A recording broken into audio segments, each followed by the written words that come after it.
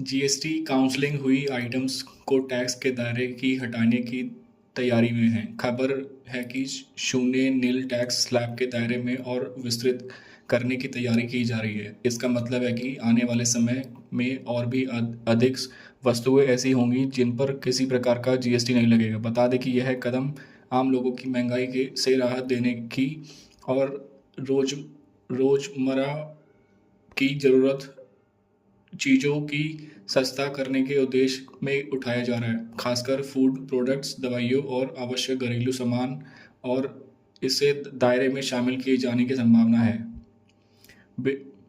वस्तु एवं सेवा कर जीएसटी काउंसिल शून्य और स्लैब की दायरा बढ़ा सकती है और कई आवश्यक प्रोडक्ट्स पर 5% 18% को शून्य लागू कर सकती है। अगर ऐसा होता तो फिर आने वाले समय में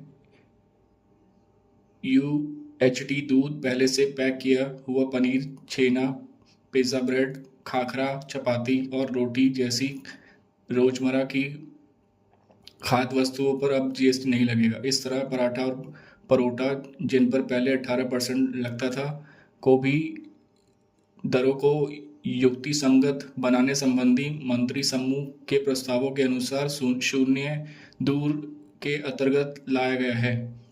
शिक्षा से संबंधित वस्तुएं भी इसका प्रमुख लाभार्थी हैं। काउंसलिंग मैप्स, जल सर्वेक्षण chart, Atlas wall maps, globe printed education chart, pencil sharpener, सभी प्रकार के पेंसिलों, क्रेयॉन, पेस्टल, दर्जी की चौक और ड्राइंग चारकोल सहित, साथ ही अभ्यास पुस्तकों, ग्राफ बुक और प्रयोगशाला नोटबुक को 12% की दर से छूट देकर शून्य कर देगी। रिपोर्ट के अधिकारियों के हवाले से कहा गया है कि यह कदम स्लैब की संख्या कम करके और वर्गीकरण विवादों को सुलझाकर अप्रत्यक्ष पर ढांचे की युक्तिसंगत बनाने की सरकार के व्यापक प्रयास को दर्शाता है। शून्य दर का विस्तार करने की से परिवारों और छात्रों को ठोस राहत मिलने की उम्मीद है। साथ ही यह सिस्टम सरल और अधिक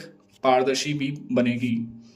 सभी वस्तुओं जो जीरो जीएसटी स्लैब में आ सकती हैं,